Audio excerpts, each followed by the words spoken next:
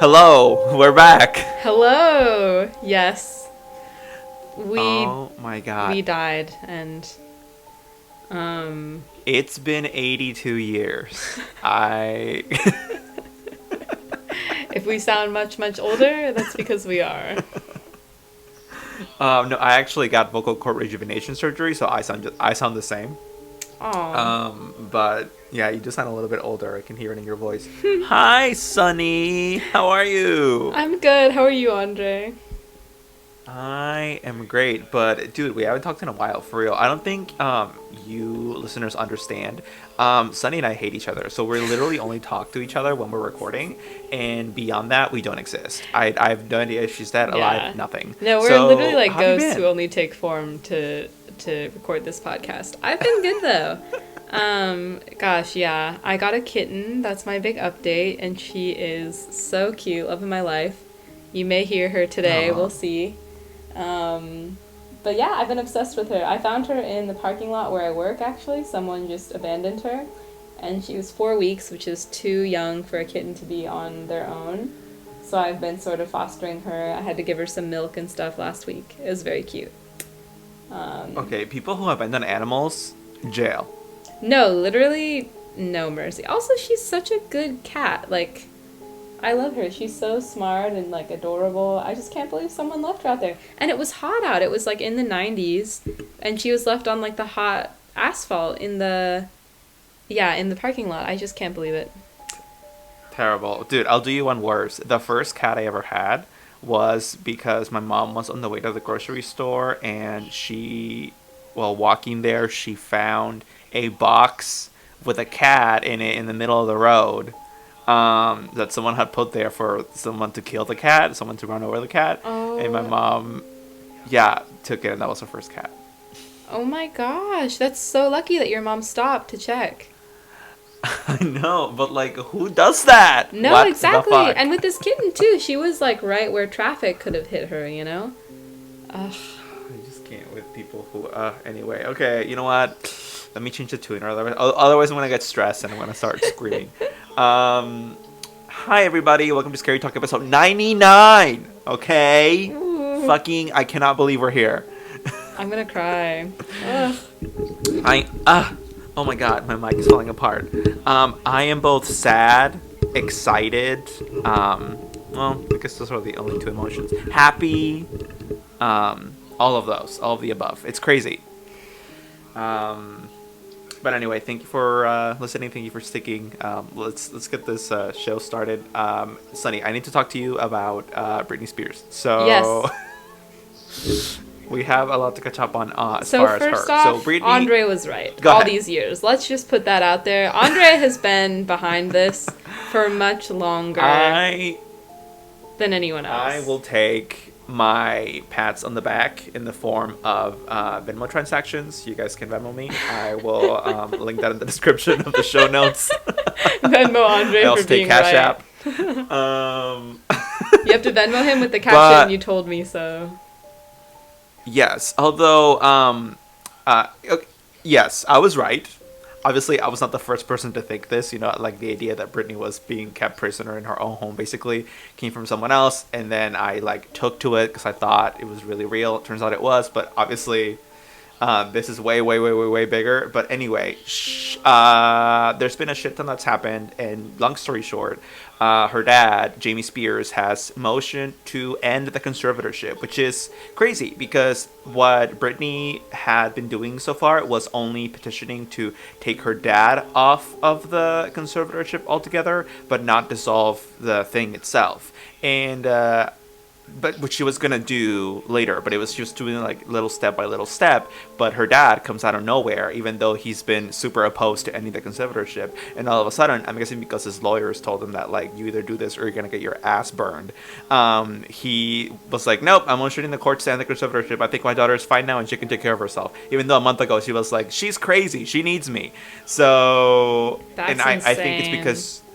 Yeah, him and his lawyers know that there's a fucking storm coming and he can either save himself the time and money now or fight it and still lose because he's going to lose. Like, all the public support that is happening right now, I know that the common notion is that judges shouldn't be swayed by any public opinion or important happening, but I just don't think that's the case. And I think when you're an attorney representing a very bad client that if the public opinion isn't in your favor, there's a very high likelihood that that's also going to affect you inside the courtroom. Mm-hmm. So, yeah. And it's so sad to think this is her whole life, being a child star and then growing up and still, working and having her money go to her father. Yeah. Yeah. It's just so, it's ridiculous. It makes me sad, but I want to focus more on the fuck Jamie Spears part and also the happier part of this, which is that now that it's the conservatorship is not technically but effectively over. Britney Spears just got engaged to her now fiance, Sam Asghari, which they've been dating for years. And I know it's funny because I'm happy for her. There were a lot of people on Twitter though that expressed concern of you just got out of this and now you're gonna get married with someone that's gonna control you. And I'm like, one, marriage completely different than a conservatorship, mm-hmm. and two, Sam Asghari himself in response to these comments said that they're getting a very comprehensive prenuptial agreement. And I was like, great, good for both of you, I guess. That's cute. But yeah, she couldn't get married if her dad didn't allow it under the conservatorship. It's insane, and she wanted to get married and possibly have more kids, which she also couldn't do. And remember, they put a fucking IUD, a contraceptive device. Yeah, in her, and it's insane. This is some medieval shit. But anyway, now she can do these things, and I'm happy for Britney. And this is basically the end of a saga. I cannot believe we're here. I know, wow, isn't it perfect that this wrapped up in time for our second to last episode? 99 of this. Yeah. Guys, spoilers. This is actually why we wait a month to record each episode, because we want to make sure the Britney saga ends and we can cover it. Yeah, really this was a timing move. I don't know. I actually really felt something in my heart when I saw the news that she was engaged and that the motion for the conservatorship to it. And I was like, holy fuck. Damn. And the Free Britney movement, I'm sure they feel super proud of themselves, which I guess I consider myself a part of. So, yes, I am proud that I kept this running, even though there were people that were like, no, you're crazy, especially during the earlier years. It's just a conspiracy theory. There's nothing to it, etc. Anyway, let's talk about Madonna now. Oh, what's going on with Madonna? Let's talk about Madonna's ass, okay? Really quickly. So, it's huge. Okay, did you watch the VMAs? No. Okay, well, I'll send you a clip so you can watch it after the show. Mm-hmm. No, actually, I'll send you a clip now. It's about 15 seconds or so. Perfect. And she was basically invited just to open the VMAs. It's literally her on the stage just for 30 seconds being like, welcome, this is a big night, whatever. But, bro, her outfit, okay. Okay. Looks incredible. How old is she? She's 62. Oh my god. Oh my god. That Dude, okay. was out of pocket. That was literally crazy. Okay. Have you seen the movie, the DreamWorks animated film Robots from 2006? Yes, I love robots. It's so good. Okay, this is literally the grandma with a huge fucking ass in that movie. Do you remember her? What was her name? Oh my god, I don't know. No, I know. I can envision exactly. Yes. Yes, it's the robot grandma with a huge trunk. What in the seven hells is going on with Madonna? Listen, I love her, icon, we stan, but bro, if you thought Nicki Minaj's ass looked fake back in 2014 when she got those huge cakes implanted, Madonna looks ridiculous. And it's not because I'm ageist and she looks and she's old and old women can't have Brazilian butt lifts. It's not because of that. It's because her implants are fucking huge. What the hell? That was such But a shock honestly, too. It was like I was slapped in the face as she turned around, like they hit me, you know? That was crazy. Oh my gosh. okay, if you think about it, honestly, this is kind of a very smart move because there's no way Madonna doesn't know that she looks a little bit ridiculous. Also, her face, like she got cheekbone implants, and they're very prominent, and so she looks kind of alien. There's no way she doesn't know that she looks a little bit, like alien. But I think that's what she's trying to go for. Actually, I think it's intentional. I think she's trying. I mean, it makes people talk. Here we are talking about it. So That's yeah. true. And the thing is, like, alien, like, what's alien by regular people standards, by our standards, I feel like in LA is probably a little more normal. You know, everyone in LA gets lip fillers, like, gets the Brazilian butt lift, whatever else. Maybe some, like, yeah. So, especially among, like, women celebrities, there's just a lot of pressure with that, I feel like. So, I wouldn't be surprised if it's almost like a cultural thing, too, just from being a celebrity for so long and having to keep up with that. I definitely think that's what it is. It's her trying to keep up with the Kylie Jenners and the whatever you want. But I disagree that it is like the norm in LA. I am very into plastic surgery, not doing it, but judging other people for it because that's me. And so I look at a lot of stuff and a lot of the procedures that celebrities that live in LA get. And Madonna, it's not the norm. Like she did take it a step further. Like if you look at her Instagram, if you scroll for a second, her cheekbone implants are very prominent, and her ass is not. She's not trying to make it look real at all. Or I don't know. So no, I think it is a step, at least a little bit of a step further for sure. But I think again she's doing it intentionally, and again it works. We're talking about it, so whatever. Good for her though. She looks great for 62. She looks more like 40 if you take out like kind of like the alienness of her face. Her skin looks great. This is like her fourth facelift, and it was good. The surgeon did a good ass job. We are in full support Yeah, of and good Madonna's for her. facelift here. No, I really do. An icon, truly. I can't wait to see what she looks like when she's 70, and that's not even to be shady. I'm just genuinely curious. Like you can see a very clear change in the facial features of Cher from age like 40 to 50. That's when like the true change, and that's the face she still has now. And I wonder what Madonna's gonna look like in 8-10 years. But anyway. Me too. We'll have to have an assassination, or we'll have to have a. Oh my god! I almost said we have to have an assassination. We'll have to have a reunion to discuss. Oh my Come God. back here.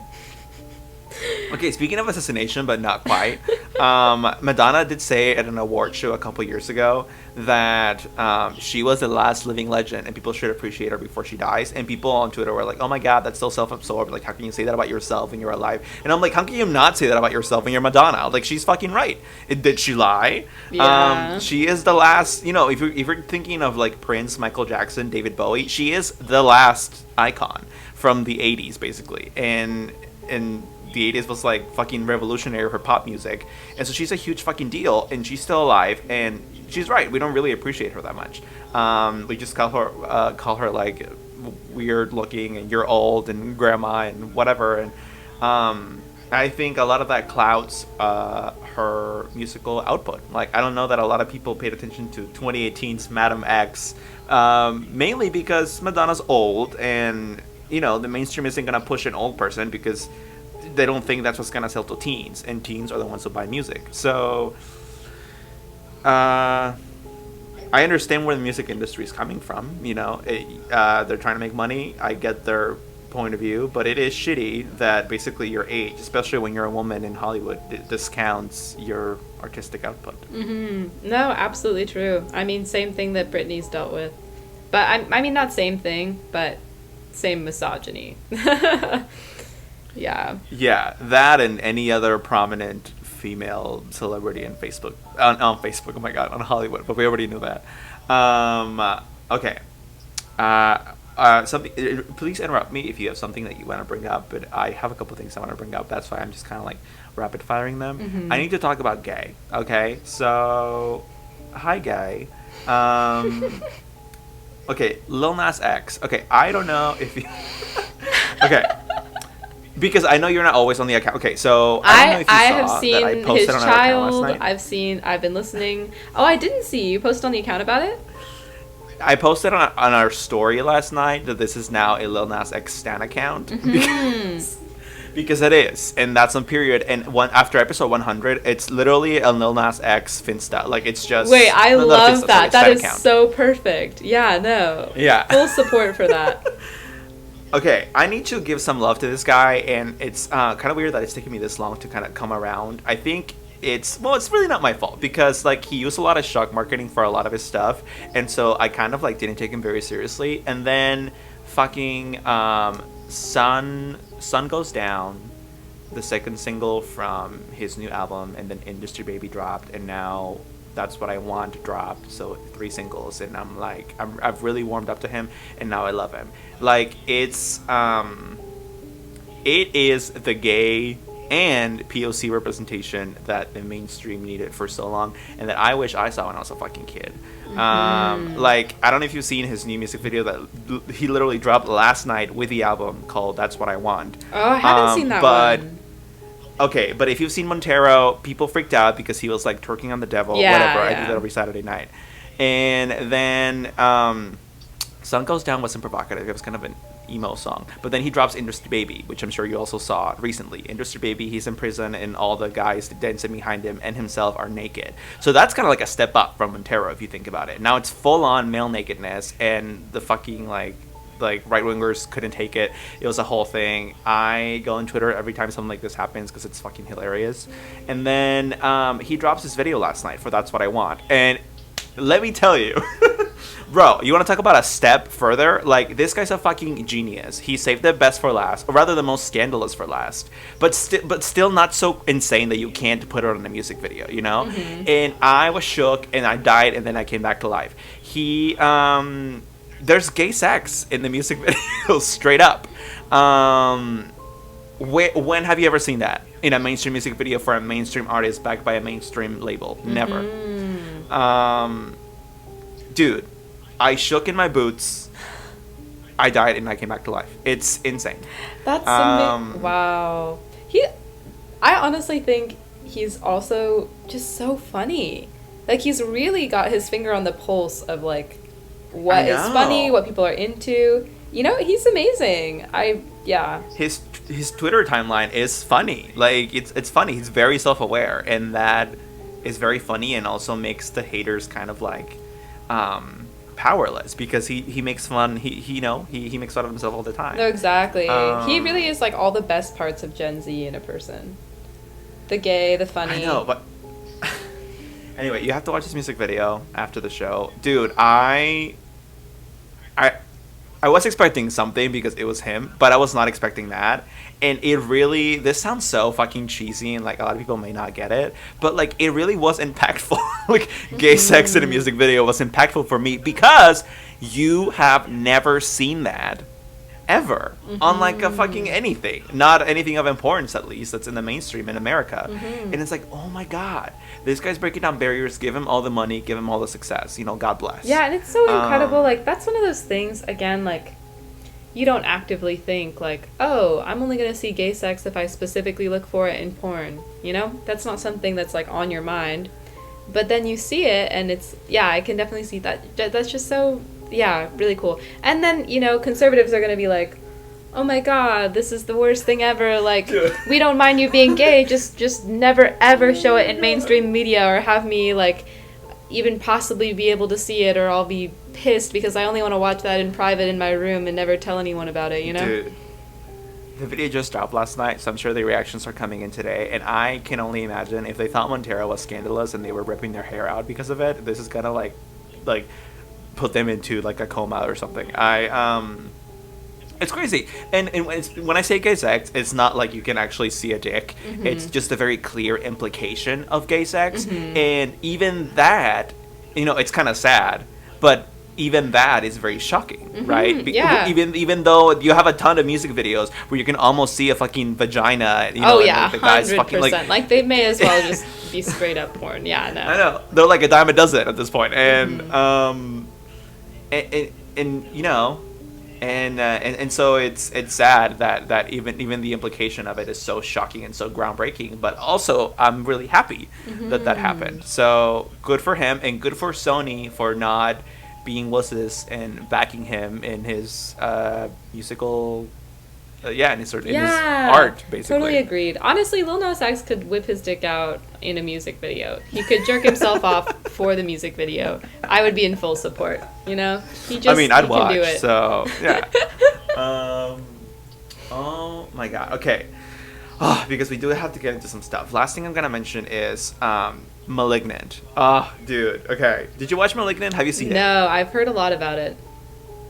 Oh wait, did I tell you that it's on HBO Max and that you should watch it? Yes, you did. Okay. I will not spoil it then, because just for you, I wouldn't care about the listeners. I would totally spoil it if you had seen it, but you haven't seen it, and I want you to watch it, so I won't spoil it. Oh, But Malignant is the new movie by James Wan. You know, he did the first Saw. He's done the first two Conjuring movies. He did this very underrated and critically panned movie in 2006, I think, called Dead Silence, which is definitely not a highlight of his career, but it's a highlight for me. It's about puppets who kill, and he also did this movie. And it's crazy because you watch the trailers for this movie and they're very, very misleading. Definitely intentionally so. I think because the studio didn't really know how to market it, besides, oh, it's like another Conjuring movie. But it's not that at all. This movie is campy and it's fun, and it knows that it's campy, it's self-aware, and it's really kind of balls to the wall. And I love that about it, because camp and horror basically ended in like the mid 90s, and it hasn't been back in forever, or at least not in the mainstream. All horror movies nowadays are super serious and somber and dark and shit, and this is different, and this gives me hope for camp and horror. Whoa, you know, the fact that yeah. a major studio had James Wan do this and was willing to release it and everything. Wow, I didn't know that it was like camp. That I want to watch it. Wow. Yeah, I mean, it's not camp and like they're literally cracking jokes throughout the movie. It's more so the concept of the movie is very much, it doesn't care about how realistic it is. Like you watch all these serious horror movies about ghosts or about cryptids or about whatever, and they're very seriously trying to ground that in the real world and, explain it so that, like, oh, it could happen to you. Mm-hmm. This movie's just like, you know what? It just wants to explore a concept, and if you don't like it, too bad. It's there. Anyway, everyone go watch *Malignant*. Support this kind of film so that this kind of film keeps being made. The last thing I want is, a Conjuring 6, 7, and 8, and The Nun 3, 4, 5. I mean, I'll still watch them because I'm trash, but it's getting old. Anyway, welcome to Scary Talk, everyone. Today is there anything you want to talk about, Sunny, before we jump into this? No, all I wanted to get in was my kitten news, so I'm ready to go. Okay. And thank God, because we're 24 minutes in. I know. I just know for a fact we're going at least a little bit over an hour today, because it's just gonna happen, so we might as well get into this. Let's go. Today we're talking about the assassination of John F. Kennedy. Literally how to introduce this topic. I mean, I would dare say it is, at least in America, top 3 biggest conspiracies of all time, right? You have 9/11, you have the assassination of this guy, and then you have there's a bunch of conspiracies that I can think of. Moon landing? Oh, well, no. Oh, the moon landing. There you go. Actually, yes. I would put that there. I don't know which one's number 1 or 2 or 3, but those are the top 3. Mm-hmm. For sure. Not like my top 3 favorites, but just the top 3 that, like, everyone knows about them. They're huge. They're never going to end. So, naturally, we decided to not let ourselves rest and cover this for our second to last episode. Exactly. So, and in covering it, we will be able to put the topic to rest. We will be able to give you a conclusion that you can take home, be confident in, and never have to think about it again. That's what we're here for. Yeah. So. Yeah, that is what the show does with anything it covers. So, and I also don't feel like thinking about it much more after I talk about it a bunch tonight. So we are the definitive source for the conclusion on this conspiracy. Exactly. We're the experts. If you don't like it, I'm sorry you don't like truth. Maybe you should go check yourself. But anyway, Sunny, fucking get us started. Let's rev up. All right. So, John Fitzgerald Kennedy. By the way, I never knew his middle name was Fitzgerald. You hear JFK or John F. Kennedy all the time. I feel like it's because Fitzgerald is such a dorky name. But he was assassinated on Friday, November 22nd, 1963, at 12:30 p.m. in Dallas, Texas. So, long story short, he was in Texas trying to kind of unite the Texas Democrats with other Democrats for his upcoming re-election in the presidential election. However, while he was riding through the town on like a 45-minute slow drive with the top down in a convertible, why was he doing that? Please let me know. Please. He was riding around with his wife and with the governor of Texas and the governor of Texas's wife, and he was shot. Now, he was sitting behind, if you can imagine, you can think JFK on the right back side of the car with his wife to his left, and then in front of him, not in the passenger yet, because this was a limo, so it was in the next row up, is the governor of Texas with his wife to his left, and then in front of them is the last row with the driver's seat and passenger seat, where there's a couple of, I think it was Secret Service officers there. So the governor does get wounded in the blast. His name's Governor Connolly, but he makes it through, but JFK does not. His wife tries. His poor wife. His wife tries to hold in his brains as he's rushed to the hospital, and he's pretty much pronounced dead on the spot. So, oh my God. Yes. Shortly after his death, they find the man who assassinated him, Oswald, and he's charged with murder. Interestingly... Lee Oswald, right? Oh, Lee Harvey Oswald. Yeah. Yes. So, interestingly enough, Lee Harvey Oswald is being moved from one jail to another when he is assassinated by, who is this? I know his last name is Ruby, Jack Ruby. Assassinated by Jack Ruby. Yeah.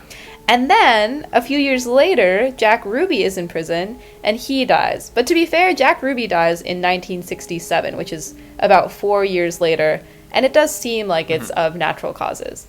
So we have this really weird chain of deaths going on, where JFK is shot, Oswald is shot, Jack Ruby dies. So basically, like, any chain of information there is about the killing of JFK is cut off.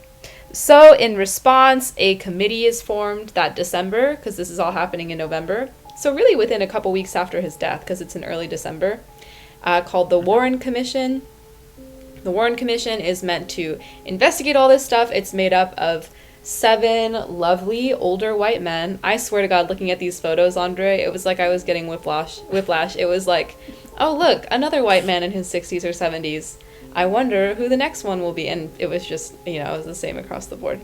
But we all know that old white men have the best judgment. That's why we've ended up with the best country, with the best system. So, sorry. So they do this commission, and the commission concludes that Lee Harvey Oswald was working alone, and so was Jack Ruby. And again, Oswald being the one who assassinated JFK, Jack Ruby being the one who assassinated Lee Oswald. Which, of course, received a lot of scrutiny. And I think that there were 2 or 3 more government bodies formed in the decades after to reinvestigate. And I will say more information has come out over the years. There's some super interesting stuff about CIA involvement.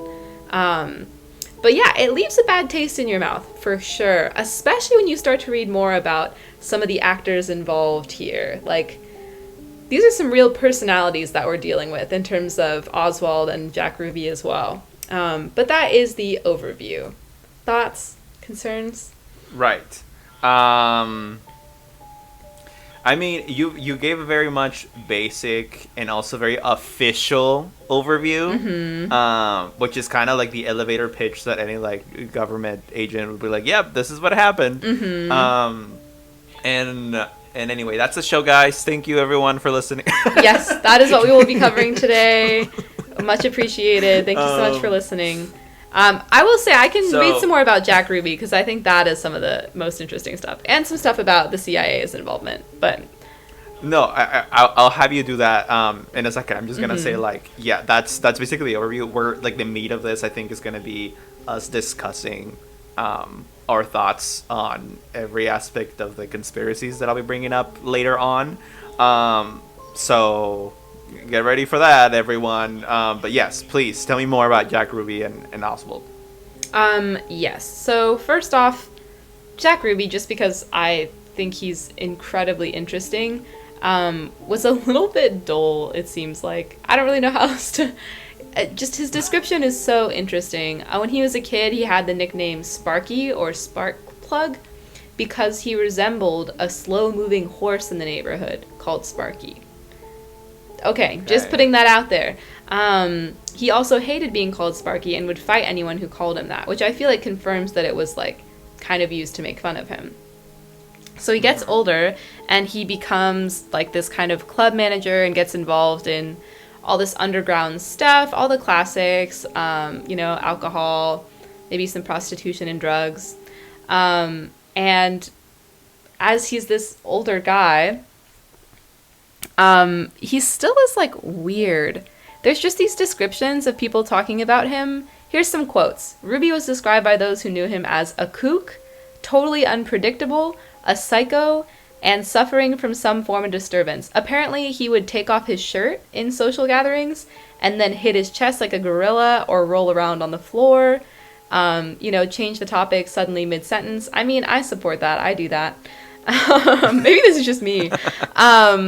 Would like totally go back and forth on whether he would let guests into the club, had a really bad temper. His mom was admitted to a mental hospital when he was younger, and like it didn't seem like he came from a very like safe family environment either. Just the picture that you get of him is like weird. And so on the one hand, it's like, well, maybe someone this weird and unpredictable would be set off by the assassination of JFK and be like, oh my god, I've got to kill the guy who killed JFK, my idol. Because he is recorded saying something about not wanting JFK's wife to have to like go to trial or something. On the other hand, it's like when this guy is so, I don't know, like strange, would it have been more probable for other people to have influenced him, right? Like either with money or, I don't know, coercing him you're or whatever. Saying he was bought out, maybe used as a patsy.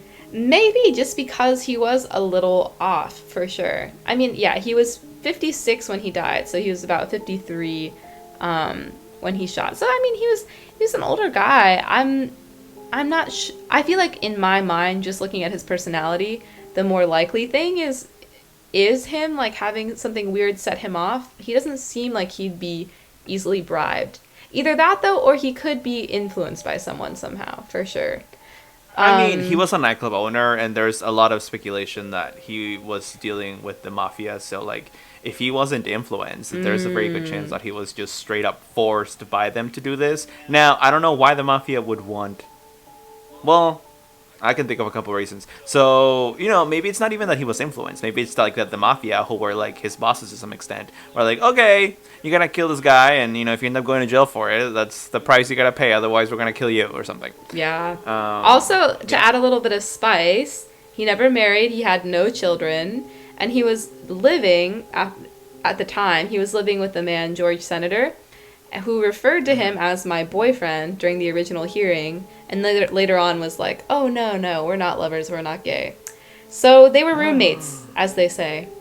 Just another interesting tidbit. Yeah, they were roommates. Anything you want to say about Lee Harvey Oswald? Lee Harvey Oswald, I don't have super strong opinions on, which, to be fair, he's pretty cute, so I'd be interested in hearing what you think. But it is interesting. Wait, did you say he's pretty cute? No. I meant that's not what I meant to say. If I did, I meant I'm interested in hearing what you have to say about him. But yeah, I do think it's interesting because this is going on at the peak of like the Cold War, and he is from Soviet Union, from Russia, right? And he also he never admits to the assassination, at least that I've read from. Like, in the time before he died, he consistently denied that he was involved. But then, of course, like, there was a lot of very clear evidence against him. So I thought that was interesting, Right. too. And he was a former Marine. So, I don't know. That already, to me, is a red flag. But, yeah, I don't know. What thoughts do you have on Oswald? Yeah.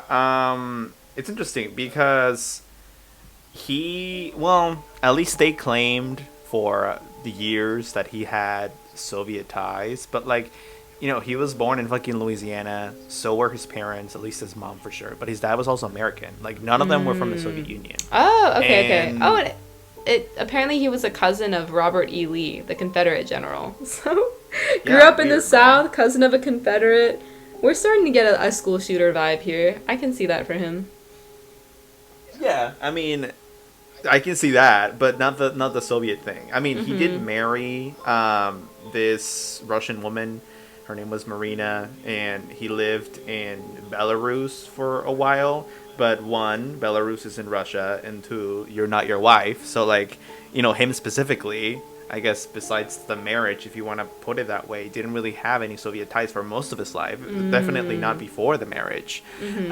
So to me, it feels like something that really just try to put on him. I think that once they picked him as a patsy, however it took place, they being the CIA, that they were like, okay, what can we kind of like add onto this guy's backstory to make it more convincing that he was the guy. And I wonder if they saw that his wife happened to be Russian, and they were like, okay, Soviet ties. But I'm getting ahead of myself. I think let's jump into the conspiracy theories. So, bruh, it is almost comical how much information there is on the assassination conspiracy theories.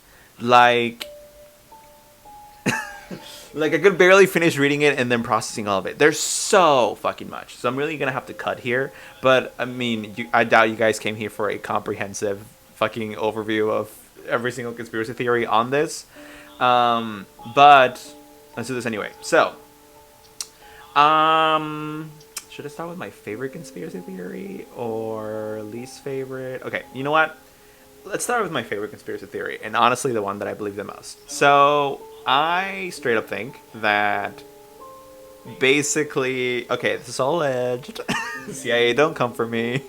But I am pretty convinced, and I was convinced of this before we ever, did research for this episode, that JFK was killed by the military-industrial complex because he was trying to avoid further conflict with Vietnam and basically avoid the full-out war that we ended up having that divided the nation for decades, right? So I completely I have to say out the gate, I completely agree. And I will read. Right, I have yeah. other stuff with the CIA that's pretty interesting. But yeah, I mean, there's like a ton of conspiracy theories that are either adjacent to that or something other players, but like none of them convinced me, but just this one. Like, the vice president wanted to be president, he wanted to take over, so he had him killed. Nah, George H.W. Bush had some weird reason that he wanted to get him killed, and also he was never able to confirm where he was the day of the assassination, even though it's public records that he was at this one place, and how could he have forgotten that? So therefore he was involved, and it's like, but why? What was the motive?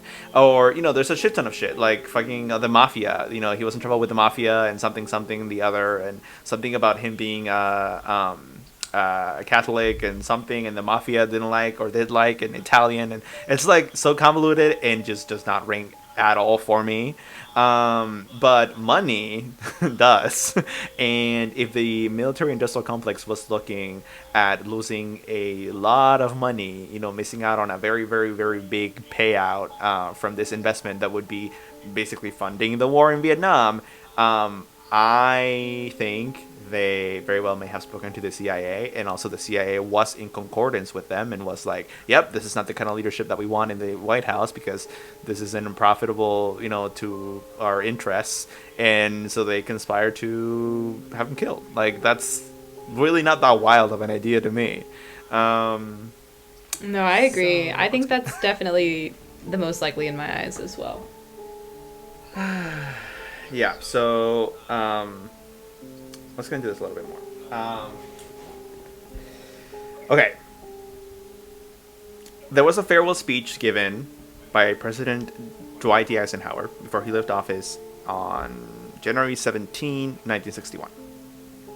And in that speech, he warns the nation about the power of the military establishment and the arms industry, which is very interesting because nowadays I feel like that complex and the people in office are so in cahoots that there's no way that they would ever speak ill of the complex. But I guess in the 60s, hippie vibes, and also things were different and more disparate, and so you had presidents basically shit talking the military industrial complex. Interesting stuff. But this guy said that, quote, in the councils of government, we must guard against the acquisition of unwarranted influence, whether sought or unsought, by the military industrial complex. The potential for the disastrous rise of misplaced power exists and will persist. And there's a lot of conspiracy theorists that have argued that Kennedy planned to end the involvement of the U.S. in Vietnam, as I mentioned, partly influenced by his predecessor in the office, Eisenhower. Mm-hmm. And long story short, like I said, the complex in the CIA, and some would argue even the Pentagon, conspired to have him killed because they didn't want to lose, these defense contracts. It was a lot of money and whatnot. There is a former Texas senator who gave a really good quote that I like. His name is Ralph Yarborough, and he gave this quote in 1991 that said, had Kennedy lived, I think we would have had no Vietnam War with all of its traumatic and divisive influences in America. I think we would have escaped that. And that really hit me because, this was obviously before either of us, but I had to learn a shit ton about it in like 8th grade, and I also just know about it generally, and I know that it was fucking terrible. Mm-hmm. And I mean, what is there to say about it? It was super duper terrible. There were a shit ton of people who died. I don't know how worse does it get, like. Mm-hmm. And if we could have avoided that, the fact that we potentially didn't because of the monetary interest of these agents, of these actors, is very, very saddening if that's really what happened. There's an Oliver Stone film titled JFK, which basically explores the possibility of this conspiracy, and it very much paints JFK's assassination as kind of like a coup d'etat, which is what it would be if you subscribe to the idea that it was an inside government conspiracy to take him out. It would be a coup d'etat, and that's a big fucking deal. A very successful coup d'etat, if you think about it, because it's not like the populace turned against its own government, and they didn't do so because if this theory is true, the actors in the theory were very good at picking a patsy and sticking to it and putting the blame on a scapegoat. So they got to do their coup and not have to face any repercussions for it as far as, the public wanting to overthrow the government. Yep. Yeah. I mean, it makes a lot of sense to me. And I was reading from apparently a 2014, newer account published by an old CIA agent. Talks about, CIA agents were instructed to respond only reactively and passively to the investigation around JFK's death, not with any particular reason, and, the reasoning they make now is we didn't want to, ignite any more controversy or, cause any issues, but it's I think this is pretty clearly a time where you should be the most forthcoming with information ever, The Right. president's been assassinated. Isn't that when the CIA should be, doing maximum investigation or something? And yet they were told to only respond when they had to, basically. That is pretty fascinating, and to me, pretty incriminating. If the CIA weren't the ones behind it, then they had some skin in the game for not getting whoever it was found out. I don't know. That's Right. sketchy as all It's hell. funny, if you had tried to explain this to me a couple of years ago, I don't think I would have understood, because I didn't understand how there would be a separation between what you call, quote unquote, the government and any one of its agencies, like the CIA. But yeah, spoilers, everyone. The president is not nearly as powerful as you think he is. He or she is. Hashtag flower power. Yeah, really. And not only that, right? It's not only power, it's also knowledge. Like the president is also not as there are agencies in the government that have to, in my head, put on the facade of responding to any government requests, and they're working for the federal government, and the federal government is headed by the president.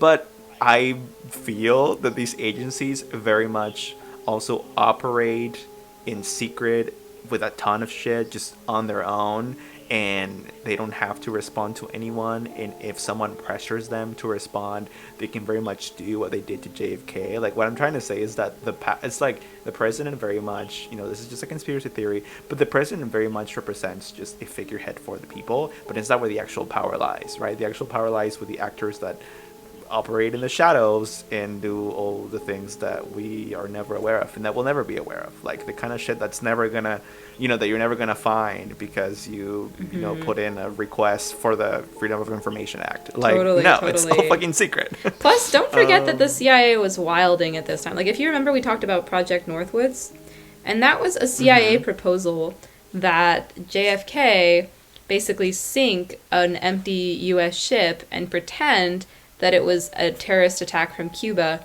so that we would have a reason to attack Cuba. That was a real proposal from them. Like, that is crazy. Right. Like, reading that really made me rethink my thoughts on conspiracy theories, because I was like, wait, they really do this stuff, Like... Maybe a lot of people don't know that and don't know that the government does stuff like that, or at least did stuff like that, benefit of the doubt for a long time, for decades. But like, if you do know this, I don't understand how you could be at all shocked that that maybe there is a shadow government and maybe there are a lot of decisions made that are never like, hello, why am I even talking about this? Like, don't like, your government lies to you all the time. Shocker, hi, spoiler.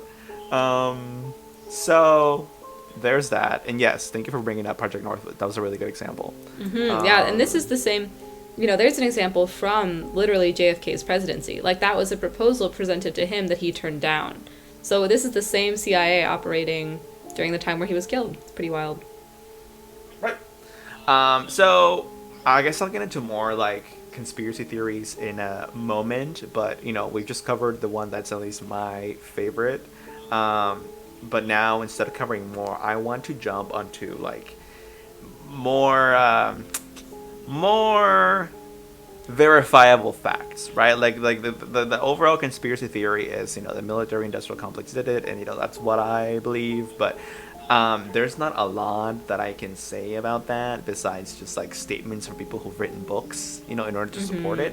I want to talk more about the actual events of the day that are much more verifiable and also don't have to do with any one conspiracy theory. They more so just debunk the official statement. So for example, the official Warren Commission comes out and is like, yep, lone gunman theory. Right, that's basically what they end up going with, because they state that they think that Lee Harvey Oswald operated on his own with no aid, and that's where the term lone gunman theory comes from a lot of people believing that that's not the case, and they try to challenge that. So, how do people challenge that? Let's talk about the events of the day. So, you say yourself, around noon, the president is in his what do you call it? The fucking parade? No, wrong word. Anyway, in the car. They're doing the thing. And the Warren Commission concluded that all of the shots fired at the president came from the 6th floor, this is important, 6th floor window at the southeast corner of the Texas School Book Depository. The commission based its conclusion on the quote-unquote cumulative evidence of eyewitnesses, firearms, and ballistic experts and medical authorities, which included on-site testing, as well as analysis of films and photos that were conducted by the FBI and the Secret Service at the time. Okay, but then what happens? In 1979, I think you mentioned earlier that there was multiple investigations. If she didn't mention it, there were multiple investigations besides the Warren Commission, like 10 basically after them, going up till pretty much present day. This is never going to end, like I said. But in 1979, one of these different investigations, called the House Select Committee on Assassinations, agreed to publish a report from Warren Commission critic Robert Groden, in which this guy, Robert, names nearly 24 suspected firing points in Dealey Plaza. Dealey Plaza being the, I don't know if you've heard the term grassy knoll. People say that about this conspiracy theory. The grassy knoll they're referring to is the grass in front of Dealey Plaza, which is this like just random ass plaza. Anyway, these sites included multiple locations in or on the roof of the Texas School Book Depository. Remember, I mentioned that. And the Dal Tex building, the Dallas County Records building, the Triple Overpass, a storm drain located along the north curve of Elm Street being the street that the president was on when he was shot, and the grassy knoll, which again is the grass in front of Dealey Plaza. So basically, this guy, who is a critic of the original commission, his name is Robert Groden, is like, there's 12 different places that I think the shots could have actually come from that isn't the sixth floor, window of this fucking building. And why didn't you guys like investigate this? Like, hello, how did you reach this conclusion? Like, it doesn't make sense to me. And it's crazy because, like, I get the feeling that the Warren Commission, well, I don't even get the feeling. There's a ton of information on this article about how, like, it may have all just been a cover-up piece of bullshit. The Warren Commission very much gives the public at the time the confidence that they need in the government by basically saying, we know exactly what happened, we know how and why it happened, and we know who did it. But, like, it's very much meant to not have people freak out, because when you look at any other one of the 9, subsequent investigations, it's like, no, it's very inconclusive. We don't know what happened. We don't know why it happened. And, you can see that the Warren Commission was very much meant to appease people. That's also why the results of that commission came out in like days. Like, that's how fast the investigation was. Yeah, and it's like so determined to like put to rest any conspiracy theories that I feel like it just ignited them. It's like, yeah, exactly. Yeah, and it's funny because some of the people, go ahead. Well, it also like doesn't publish any like accessible information. It publishes like an 888-page report and then 26 volumes of witness accounts. Who's going to read that? Who has the time to read that? No one. I don't even know how they produced that much. I feel like it's so clearly not made for people to actually like read and access, so much as to say like, okay, we're telling you officially, nothing happened. Right. I can't believe that they produced it genuinely, that they interviewed 200 people in a couple of days because, they have the manpower to do that. But I don't think that the conclusions they're drawing from those interviews are as definitive as they make them seem, because the language in the Warren Commission papers is very, very definitive. Like when they talk about Harvey Lee Oswald, for example, they say that the Warren Commission has concluded that, and this is just going off the top of my head, the Warren Commission has concluded that Harvey Lee Oswald had, what did I say earlier, that he was not aided, that he acted alone, and that he had no connections to any known conspiracy theory. So basically, watching the CIA, like putting the CIA conspiracy theory that was happening even at the time, putting that out of people's minds, right? So, and it's funny that you mentioned the people who were asked to participate in the commission, it was a ton of government officials, and a ton of them were extremely reluctant to participate, mostly because they expressed concern that doing this commission would fuel conspiracy theories more than appease the public. And it's not that it didn't appease the public. Like I say, there wasn't like an uprising because of this, because people, I think, decided to swallow that, oh yeah, it must have been, Lee Harvey Oswald, whatever. But it also did, the fears of these people were also correct. Like, it did also fuel a ton of conspiracy theory and kind of make matters worse. Absolutely. So you're right about that. Yeah. Okay. Okay. So where the shots came from. Okay, let's continue. So, film and photographic evidence of the assassination has led viewers to different conclusions regarding the origin of the shots. So this is kind of like the stuff that when you watch a JFK assassination conspiracy documentary, the stuff they really focus on. Like, where did the shots come from? How many shots were there? Because, I think these documentaries think that really changes things. In my opinion, it doesn't really do much, because, like, if you conclude that, oh, actually, it wasn't a lone gunman, there were two, that's still you're still not saying anything about why it happened. Like that's kind of why I wanted to lead with the why on this episode, and the why for me was fucking the industrial complex, the military industrial complex wanted to take him out. Yeah, But I mean, I anyway, agree, but if there were a second gunman, that would mean that they would have had to plan the timing together and that we still hadn't caught one. And, that one was kind of right. let free. So it is interesting, but I agree, I don't think it's, like, central. It's interesting, but it's not the why. But I'll still Mm-hmm. talk about it. It's not gonna take long, and I do think it is like the nitty gritty of this is very very interesting still. So anyway, when the fatal shot struck, the president's head and upper torso moved backwards, according to. It's crazy because like every single sentence of this, I've read other sources that are like, no, actually that's wrong. So I have to like make fucking caveats for everything.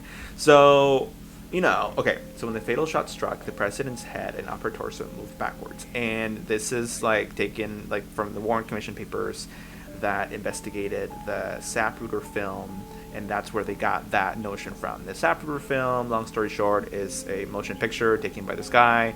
His name was Abraham Zapruder. On the day that it happened, it's like the best footage that we have of the assassination, and that's what it's called, the Zapruder film.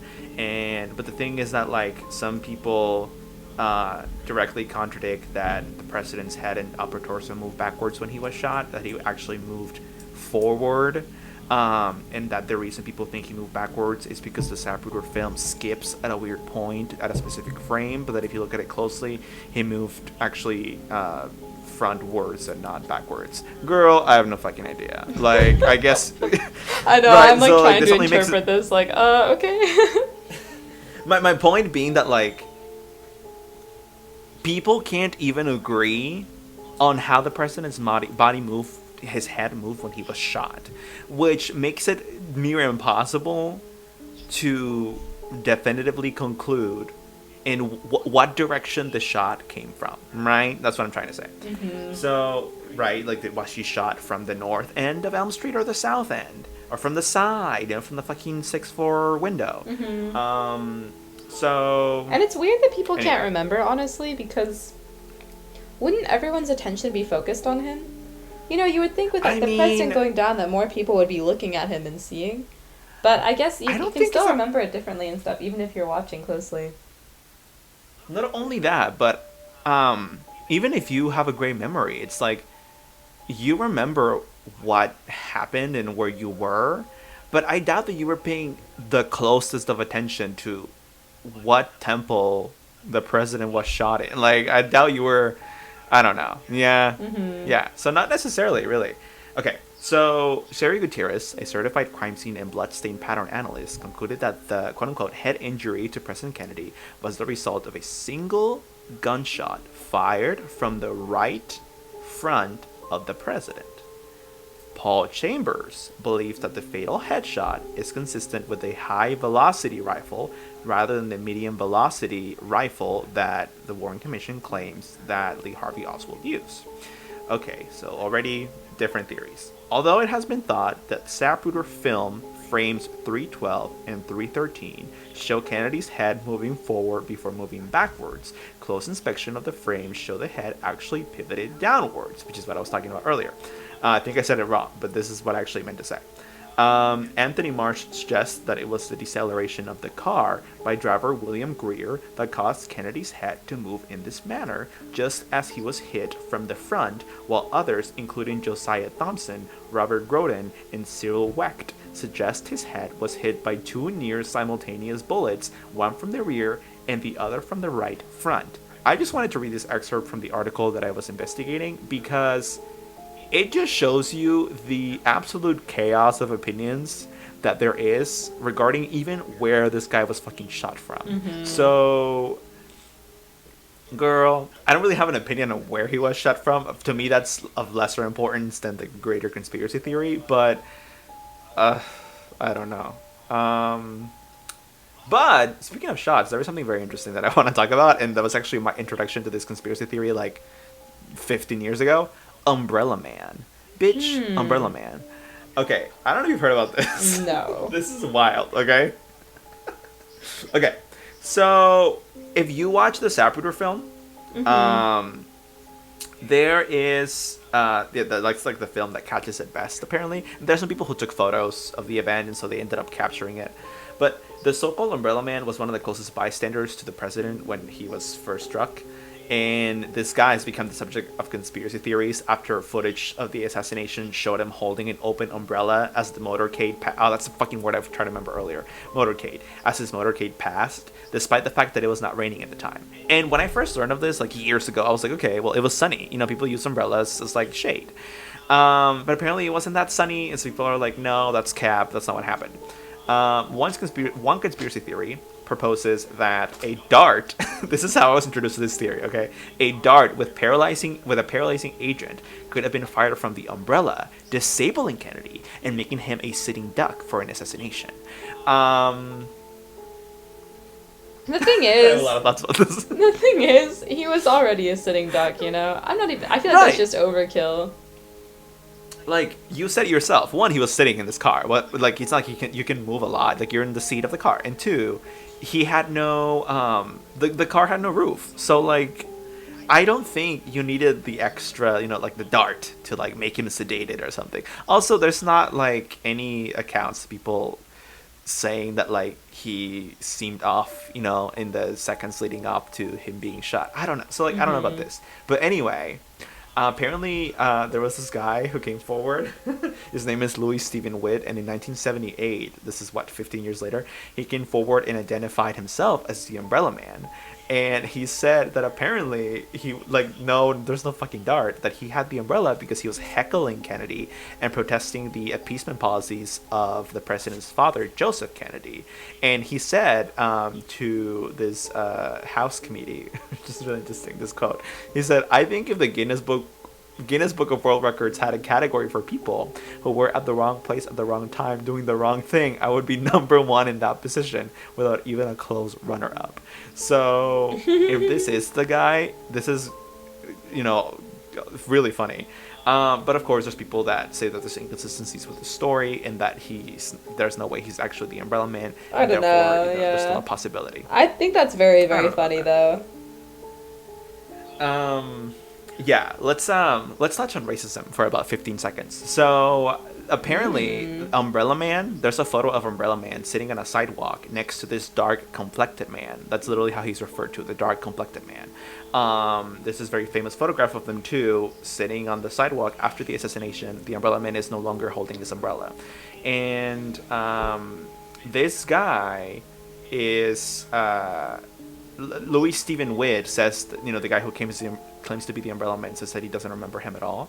And but the problem is that this guy's dark complexion led to a shit ton of conspiracy theories at the time that there was Cuban government involvement and that this dark guy was Cuban, or Oh like my Cuban exile or gosh. something.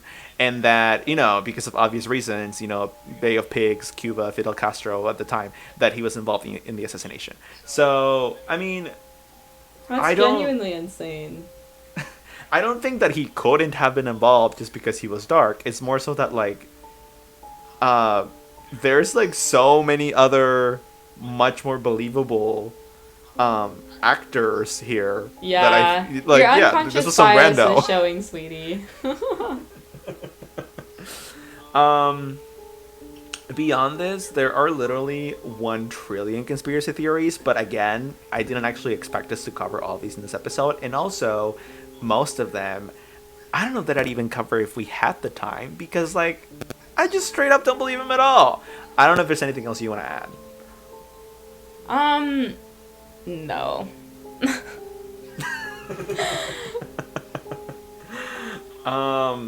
Yeah, I mean, I can give you a small tidbit of one of the other ones that I think like maybe has something to it, but still not quite. But it's funny because like even the ones that I think are super like out of pocket and crazy and make no sense, they still have fucking pages and pages and pages of information about them, which is fair. People can believe different things, and so they contribute to different things. But I don't know about this one. It's the Lyndon B. Johnson conspiracy. So, That's interesting. yeah, so there's a 2003 Gallup poll that indicated that 20% of Americans suspected Lyndon B. Johnson of being involved in the assassination of Kennedy. And I'd only assume that since conspiracy theories are more popular nowadays, that if they were to retake that poll, the number would be higher. And 20% is already a high number. That's what, 60 something million people?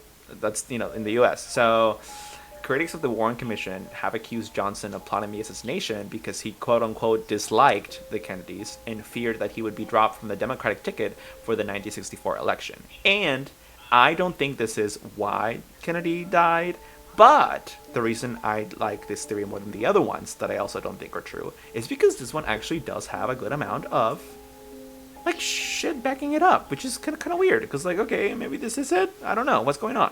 So Here's the thing. I want to know what the Kennedy family thinks. Because I bet they have as much info as anyone. Oh my god, I have literally 10 articles open, so I can't find the one that said this, but I know that I read this. Robert Kennedy is the, oh my god, the nephew? Yeah, the nephew of John F. Kennedy. This is like an old man now, but this guy thinks that there was definitely a conspiracy, that there wasn't a lone gunman, and that, you know, the conspiracy had some government actors in it. And this is the nephew of the president. So, yeah, that's what, as far as like, the other family members think. Yeah, that's as solid as it gets. Well, yeah, everyone, basically, I mean, we live in a society. Yeah, as far as what other family members think, like Jackie Kennedy didn't say much about this ever during her lifetime, and she's now dead. And like, what was the president's brother's name that like died on a plane accident? Maybe I'm thinking of his son actually. But the point is that a lot of the Kennedys are dead, and especially the Kennedys who were there at the time, are dead. So, and not only dead, but they didn't say much about this. I wonder why, or what the reason is, while they were alive. Mm-hmm. So there isn't a lot of family input, to be frank. At least not that I could find here. But let me finish this up. So there's this journalist, Max Holland, and according to him, the first published allegation that Johnson perpetrated the assassination of Kennedy appeared in Penn Jones Jr.'s book, Forgive My Grief, self-published in May 1966, 3 years after the attack. In the book, Jones provides excerpts of a letter purported to have been authored by Jack Ruby charging Lyndon B. Johnson with the murder of the president. This is insane. With his 1968 book, The Dark Side of Lyndon Baines Johnson, Joachim Jostin is credited by Bugliosi as being the first conspiracy author to accuse Johnson of having a role in the assassination and thereby bringing this theory to the mainstream. But what I really want to focus on was the fucking letter that this first author claims that Jack Ruby wrote charging LBJ with a murder. I would love to see that. What the hell? The thing is, if Jack Ruby really thought that it was LBJ, why would he have murdered Oswald? I don't... Well, I think the letter. I mean, the contents of the letter aren't in the article, but I'm assuming the letter more so says like, I'm being just like Lee Harvey Oswald. He was like, I'm a patsy. I assume that Jack Ruby in this letter also said something similar, like, I'm a patsy. I was hired by LBJ and to kill Harvey Oswald, and that's how I know that LBJ did it, and he's behind all of it because he orchestrated all of it, including using Oswald as a patsy as well. Yeah. Well, fascinating.